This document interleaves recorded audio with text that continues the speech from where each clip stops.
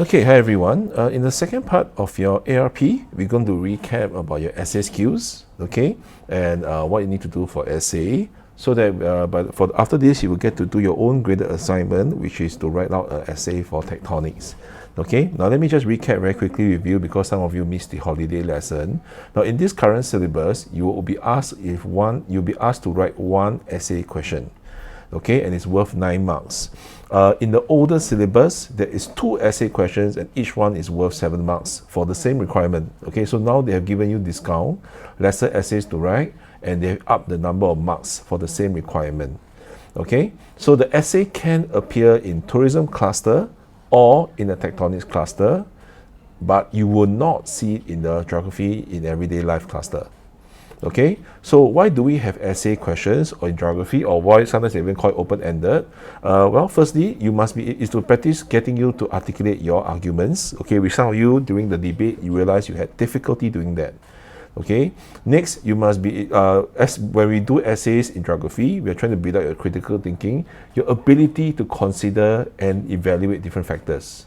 Okay, so this is what you see in debate, right? One person give one side, the other person give another point, but most of you were not able to evaluate which argument is better.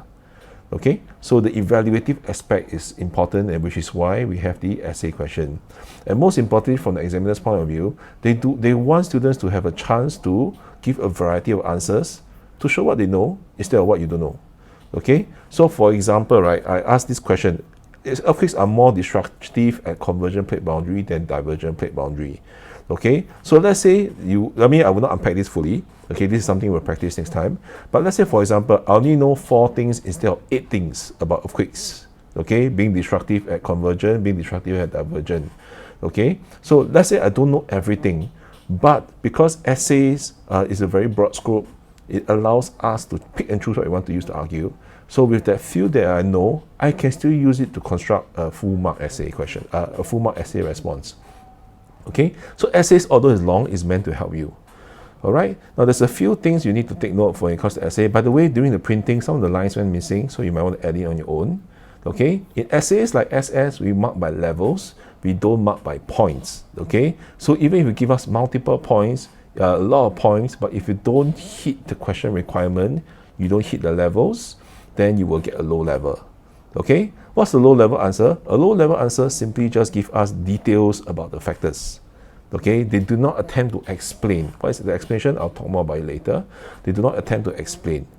Okay, whereas a higher level answer, level 2 answer, all right, will be those who are able to explain. They link the question back to the, so they, instead of just giving us about the factors, they also explain back to the question, what the question is asking for. Okay, now what do you mean by given site? Okay, the given site must be presented first to get L2. What do I mean by this? I'll talk about it later. And in order to secure your L2, you must give examples. Okay, examples include specific place names, okay, or statistics to support whatever you have talked about. All right. Now, if you're able to do for one site is L2. If you're able to do for 2 sites, okay, is L2 6 marks, the full marks for L2. Okay, where does L3 comes in? If you can conclude, tell me which site is more important or whatsoever. Okay, using geographical concepts, this will get you to L3. Okay, now for this WA, the focus will be on L2 first until L3 7 mark, which is just a summary of both sides. Okay, we don't expect you to evaluate yet because that takes time, and if you can't argue for both sides, okay, the evaluation don't make sense anyway. All right. Okay, so we'll move on to the next page. All right. So before you write essays, the most important is to check out the scope.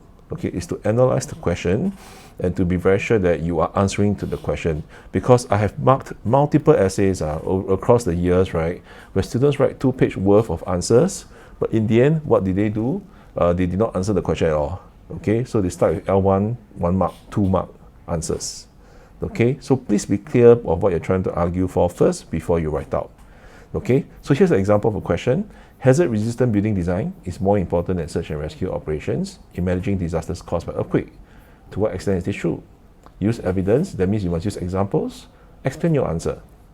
Okay, so what are the 2 factors given to you? Sometimes it's 3, okay? So the hazard-resistant building design, and there's also search and rescue operations. Okay, what must I talk about them? I must show how they are important, in managing disasters caused by earthquakes. Okay, so if I think that it is true, it's true because of hazard resistant design, okay, is able to manage disasters. All right, if it's not true, it's because search and rescue operations can manage disasters better.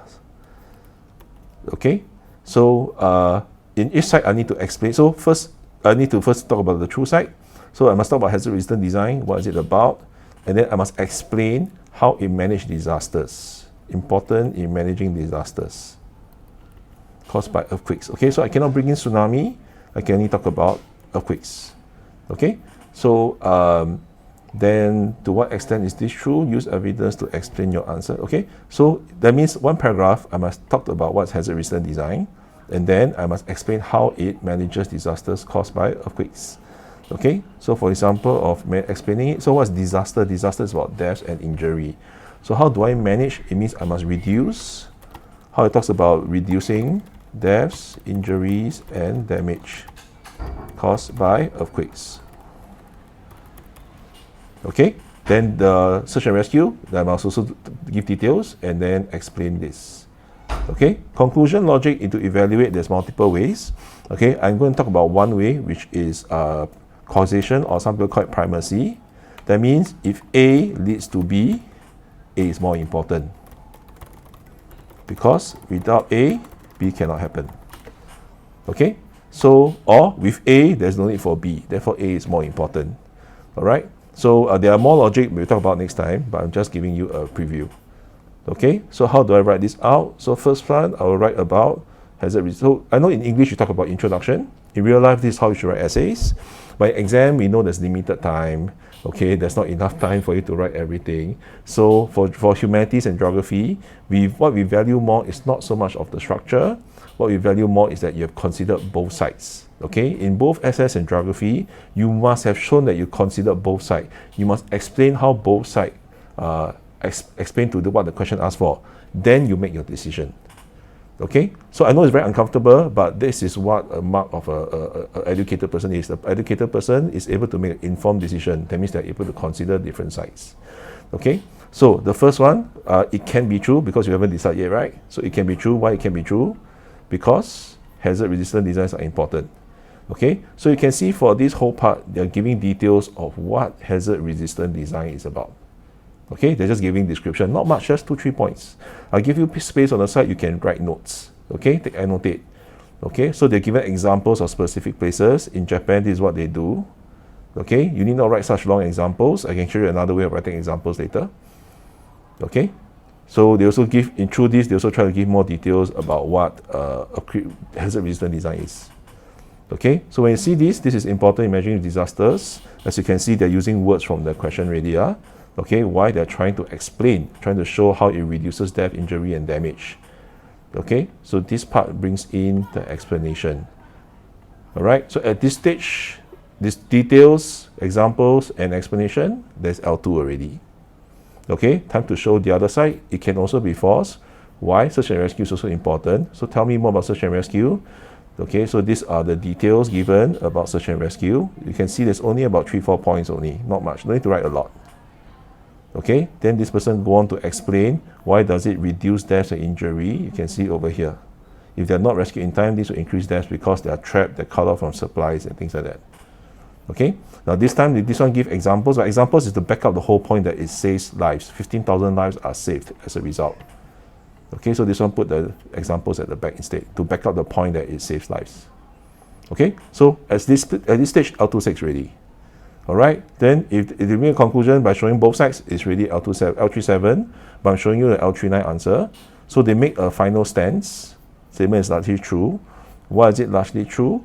Because without hazard resistant design, you don't really need search and rescue.